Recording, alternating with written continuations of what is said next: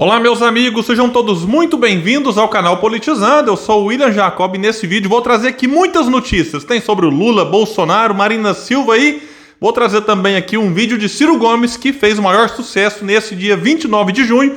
Mas antes eu quero pedir a sua ajuda para que se inscreva aqui no canal, ative as notificações. Se assistir esse vídeo e gostar, manda um joinha pra cima. Se não gostar, pode acontecer. Joinha pra baixo, comenta, compartilha. Tudo isso é importante para que o nosso trabalho chegue mais longe. Pessoal, César Benjamin, que é um dos fundadores do PT, ele foi candidato a vice na chapa da Heloísa Helena em 2006, saiu do partido, é claro, antes disso. Depois passou a ser um crítico também de todas as contradições que o PT, enfim, praticou no poder e pratica ainda hoje, e ele postou no seu Facebook algo que merece aqui a nossa divulgação e a nossa reflexão. Disse o César por lá: estou chocado com a matéria da jornalista Mônica Bergamo na Folha de hoje, reproduzida no portal do UOL. Em jantar com 30 grandes empresários, Lula disse que ele e Alckmin parecem um casal que está junto há 50 anos, elogiou os governos de Fernando Henrique e, bem ao seu estilo, revelou com humor que PT e PSDB brigavam em público, mas, abre aspas para o Lula, sempre se encontravam e brindavam com um chopp, fecha aspas. E ele continuou dizendo: não quero entrar no conteúdo das questões. O que me deixa chocado é o cinismo. Até hoje, os militantes repetem que o PT recebeu do PSDB um país quebrado e que a luta era radical, nós contra eles. O próprio Lula diz agora que tudo era mentira. E disse, concluindo lá no seu Face: Lula desmoraliza a política. E eu sinto vergonha por todos. Bom, César, eu também sinto. Mas pena que muitos não enxergam isso. Estão dispostos a fazer de conta que só Lula pode derrotar Bolsonaro, o que é uma mentira. Já que as pessoas mostram que Ciro Gomes também vence. Estamos aí a algo em torno de 90 e poucos dias das eleições. Tem muita coisa para acontecer. Inclusive, Ciro, quem sabe, pode crescer e até tirar Bolsonaro do segundo turno. Em outras eleições, nós já vimos terceiro colocado passar o segundo, enfim, disputar depois com quem estava em primeiro. Então, muita coisa pode acontecer e o país meio que clama por uma alternativa. Se ela vai conseguir chegar lá, ninguém sabe, mas existe sim espaço para isso acontecer e eu tenho falado disso aqui em outros vídeos no canal. Um outro ponto da coluna da Mônica que merece destaque, eu fui ler e vou deixar o link aqui no comentário fixo para quem quiser acompanhar também, diz o seguinte: na ocasião, Lula disse aos presentes que não haverá sustos ou surpresas em um eventual novo governo seu e que nenhuma mudança brusca será proposta sem antes ser pactuada com a sociedade. Qual sociedade, seu Lula? Será que está para vir aí uma nova carta aos brasileiros? Que é mais ou menos isso aqui, é não fazer nada para não causar susto, né, não ter surpresas, ou seja, manter essa estrutura perversa que pune quem trabalha, quem produz e que beneficia boa parte daqueles que certamente estavam ali reunidos com Lula.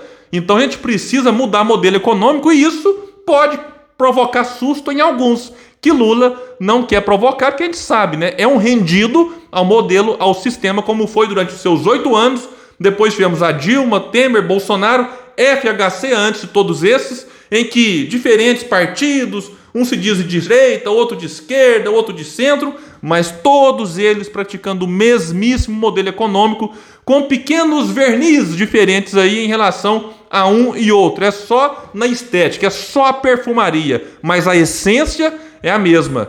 Vamos aqui para um outro ponto, para quem se diz de esquerda e defendia Alckmin de vice, falando que era apenas um gesto político para vencer as eleições, mas que quem manda mesmo é o pai Lula, é o semideus, é o santo. Saiba que agora a presença de Alckmin terá impactos, né? E o Alckmin fará parte das decisões estratégicas num eventual novo governo Lula. Vou deixar um link que vai explicar. E no jantar realizado, esse agora é um outro, também lá em São Paulo, com o grupo Prerrogativas, Lula voltou a afagar Geraldo Alckmin. Disse que o ex-tucano não será um vice decorativo e que o ajudará a governar, participando das decisões estratégicas de seu eventual governo. E Lula também nesse jantar afirmou que Alckmin é seu companheiro de vida, né, de jornada, que parece que estão juntos ali há 50 anos.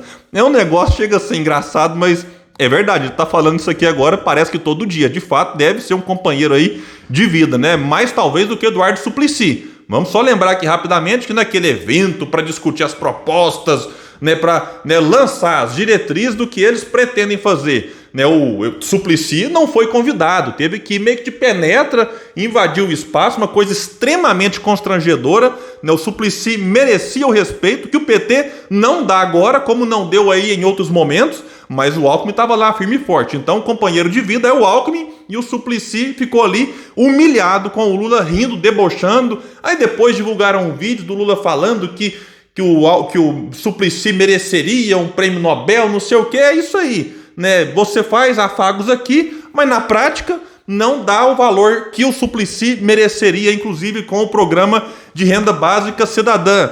E por falar em Geraldo Alckmin, se encontrou com quem? Michel Temer. Vou deixar aqui um link também que vai dizer que Alckmin procurou Temer com o objetivo de desfazer o mal-estar provocado por declarações de petistas que o chamam de golpista e escravocrata.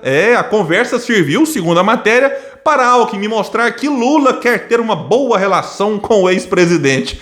Temer se mostrou disposto ao diálogo. Gente, é fora de brincadeira, isso aqui dá vontade de dar gargalhada. Eu fico pensando na cara dos petistas que daqui a pouco vão ter que, vamos rasgar a carteirinha de fascista e golpista do Temer para voltar a ser companheiro. É inacreditável. Vamos só lembrar que em 2018, Lula na cadeia, mas tinha lá a galera mexendo no seu Twitter, postou, a mando dele, é claro, que Alckmin era Temer e que Temer era Alckmin. E agora, de fato, estão aqui de novo se juntando agora com o Lula também, com esse Temer-Alckmin, Alckmin-Temer.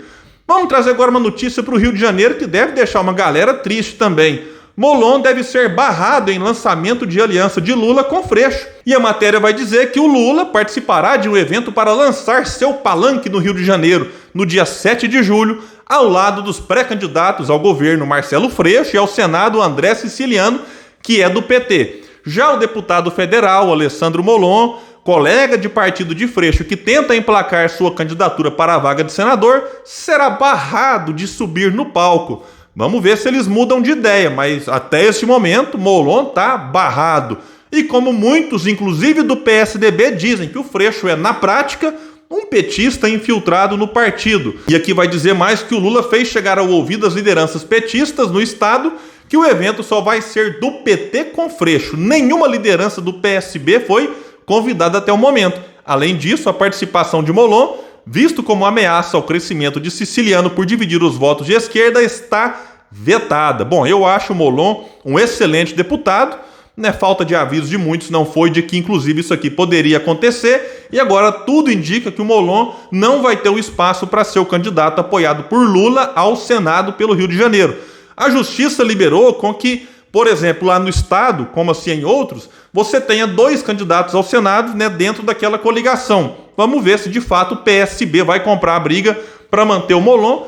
Se comprar, né, você pode ter também uma fragmentação dos votos e beneficiar outro candidato. Hoje no Senado do Rio você tem Romário, né, que tentará a reeleição e ela aparece liderando as pesquisas, seguido de Cabo Daciolo, que é do PDT, que ainda não confirmou sua pré-candidatura e mesmo assim aparece em segundo, à frente do próprio Molon e muito à frente do Siciliano, que está bem atrás do deputado federal do PSDB. Então, se fosse pela lógica que o PT, por exemplo, utiliza em São Paulo para manter a candidatura do Haddad, o Molon deveria ter, então, um apoio para ser o candidato por lá. Mas o PT alega que não pode, porque o PSB ficaria com a vaga ao governo e a vaga ao Senado. Mas acontece que em outros estados o PT tem as 2 vagas. No Maranhão, por exemplo, o PSB tem as 2, já que o Brandão, candidato ao governo, e o Flávio Dino, candidato ao Senado. Então me parece mais ali é que o Molon vai ficar para escanteio. E isso aqui pode, segundo o presidente do PT Fluminense, né, comprometer a aliança PT-PSB, dependendo de como que o PSB agir. E ele disse o seguinte, o João Maurício de Freitas: tenho certeza que a aliança será rompida se o acordo nacional não for cumprido. A decisão acertada foi o PSB indicar o candidato a governador e nós ao Senado. Disse então ele que prevê ainda para esta semana uma definição sobre a chapa no estado. Falando aqui um pouco de Bolsonaro, que está com uma situação delicada, né? O Senado já tem ali então as assinaturas necessárias para começar a CPI do MEC, do Ministério da Educação.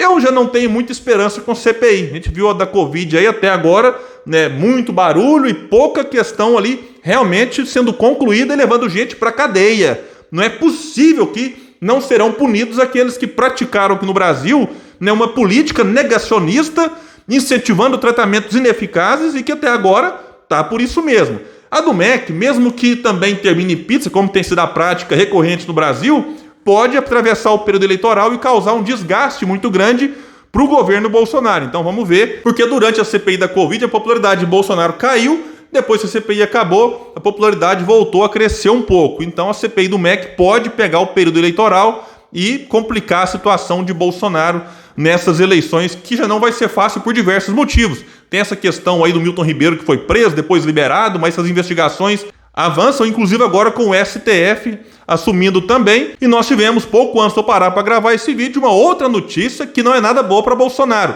né? Mais uma questão aqui envolvendo possível corrupção no seu governo. Vai destacar a matéria que a Polícia Federal instaurou o inquérito para apurar superfaturamento nos gastos do governo de Bolsonaro com propaganda. O inquérito policial está com o delegado José Augusto Campos Versiani. Será que é mais um que vai ser rebaixado, remanejado? Vamos ver. E resulta de representação feita pelo deputado federal Elias Vaz, que é do PSB de Goiás, e pelo senador Jorge Cajuru, que é do Podemos de Goiás, ao Ministério Público Federal em outubro do ano passado.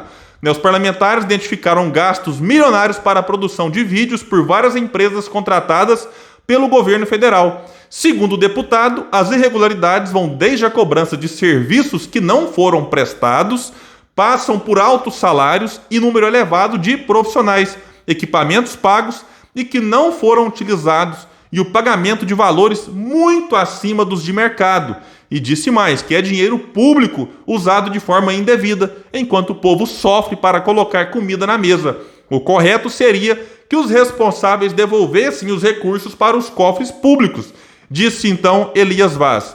E por falar em corrupção, Bolsonaro, no evento da CNI, nesse dia 29 de junho, mudou a versão e admitiu agora haver casos isolados, mas não corrupção endêmica no seu governo. E ele que costumava dizer que não havia nenhum caso de irregularidade em sua administração. Agora já começou a mudar a versão e vamos ver como que vai ficar essa narrativa que já caiu por terra deles para as eleições. E já mudou um pouco, vai mudar mais? Vamos ver daqui para frente. Marina Silva, que era especulada como vice do Haddad lá em São Paulo, confirmou que será pré-candidata a deputada federal. Então quem tinha expectativa dela vir como vice, frustrou essa expectativa e ela vai concorrer ao cargo de deputada federal lá pelo estado de São Paulo. E Ciro Gomes postou um vídeo que deu o que falar, né? Desagradou lulistas, bolsonaristas, né? E agradou os ciristas e aqueles candidatos que não querem nenhum nem outro. Teve uma repercussão gigantesca, não só nas redes do Ciro, mas a própria Folha fez uma matéria sobre o vídeo que eu nem vou comentar muito. Vou deixar para vocês assistirem aqui e com ele eu encerro este pedindo que compartilhem. Vamos trazer mais pessoas para o Politizando, porque aqui a gente luta por um Brasil melhor. Fiquem com o vídeo do Ciro e até mais, pessoal. R$8 o litro. Onde vamos chegar? Agradece ao seu governador e o seu prefeito, tá ok? Quem mandou ficar em casa? Devolve a Petrobras aqui pro papai. Pera lá um pouquinho. Olha quem tá falando. O que mais vendeu ações da Petrobras e o que quer torrar tudo e empurrar o Brasil na fogueira. E lá vem o cara querendo estragar a festa. Jair, não dá trela não. Lembra que o negócio é polarizar. Só nós dois na parada. Como é que faz, Cirão? Tem solução? A solução é o voto útil de verdade. É o voto 2 em 1. Você vota em um e se livra dos dois. Já pensou o Brasil sem esses aí? Então bora lá baixar esse gás, esse diesel, essa gasolina. Eu sei como fazer.